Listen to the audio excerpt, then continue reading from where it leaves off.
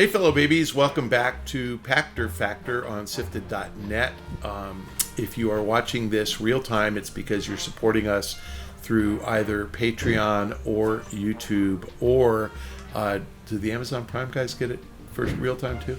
Yeah, or for free by linking your Amazon Prime account to your Twitch Prime account.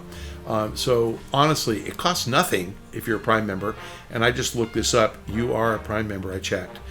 So link your Prime account to your Twitch Prime account. We get paid. It costs you nothing.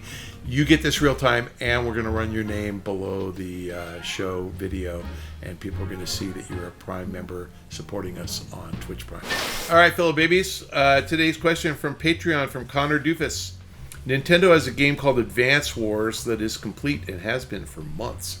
Due to the Russia-Ukraine war, Nintendo won't release it. If the war continues on for months or even years, do you think Nintendo finally has changed heart? That's a great question.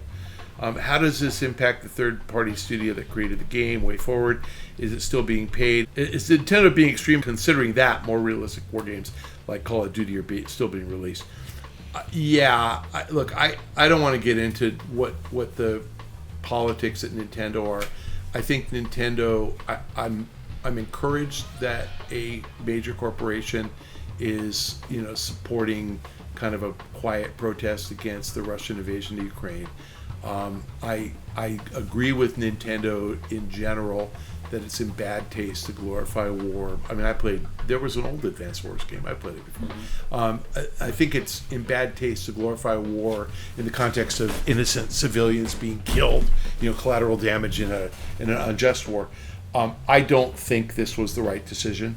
I mean, I understand why they did it, and I actually appreciate and respect their sentiment in not glorifying war.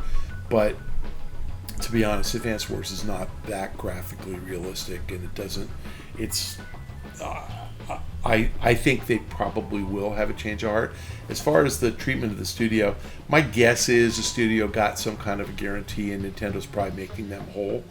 But they need to sell the game for the studio to make all its money. I think what really hurts the studio is if they don't get the full royalties that they would have received from selling 3 or 4 million units of the game, they don't have the wherewithal to start their next game. And I think that's the bigger problem. So my guess is Nintendo's got a contractual obligation to release it, and my guess is that they probably had negotiated some out if there was some geopolitical event that made it in bad taste, which probably expires after a year or so.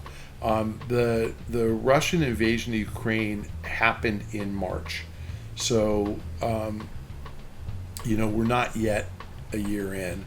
I would guess by March Nintendo probably has to do something. I don't think that Russia's going to withdraw on its own anytime soon, but just given the events of recent days, the Ukrainians are starting to kick their butts.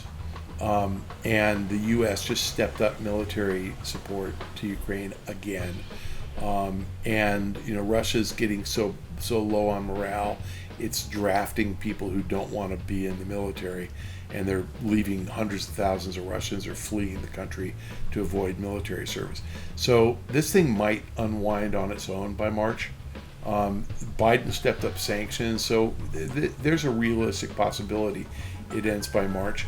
The interesting thing is, if they let Ukraine join NATO and all of a sudden NATO forces go in there to kick the Russians out, that's going to be a problem for Russia. And I know that you get some news outlets like Fox News who are taking Russia's side, but Russia's the bad actor in this. They're the aggressor. I don't want to have a global, thermonuclear war, but I think that ultimately, if we give enough support to Ukraine, they beat the Russians back within a reasonable time. So I expect that Advance Wars will come out in 2023. I mean, I remember Take-Two made a game, again, I'm sorry, I don't remember the name of the game, military-themed shooter, and it was set in Vietnam, and I think I had the word Vietnam in it. It was really unpopular. And that was also like 40 years, it was 2005 or something. It was like 40 years after Vietnam, or 30 years after Vietnam ended, and it still was too sensitive for a lot of people. So yeah, it's tough. I don't know if you remember this, but during Grand Theft Auto 3 release, which is fall of 2001, there was that DC shooter, and there was some part of GTA where there was like a sniper shooting through a car or something. I can't remember what he was doing, but it was similar to what the DC shooter was doing.